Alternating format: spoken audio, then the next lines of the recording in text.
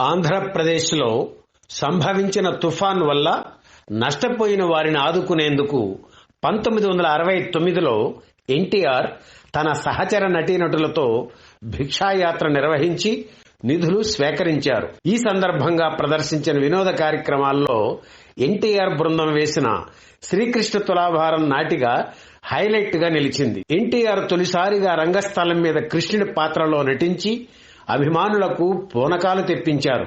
సత్యభామగా సావిత్రి, రుక్మిణిగా దేవిక, నారదుడిగా కాంతారావు, వసంతకుడిగా రేలంగి నటించారు. సముద్రాల జూనియర్ ఈ టూర్ కోసమే ప్రత్యేకంగా ఈ నాటకం రాశారు. పాటలు, పద్యాలు మద్రాసులో రికార్డు చేసి తీసుకువెళ్లారు. గంటంపావు నిడివి కలిగిన ఈ నాటకం చూసి ప్రేక్షకులు తన్మయులయ్యారు. కళాదర్శకుడు మాధవపెద్ది గోఖలే రంగస్థలాన్ని తీర్చిదిద్దడంతో సినిమా చూస్తున్న అనుభూతిని పొందారు ప్రేక్షకులు.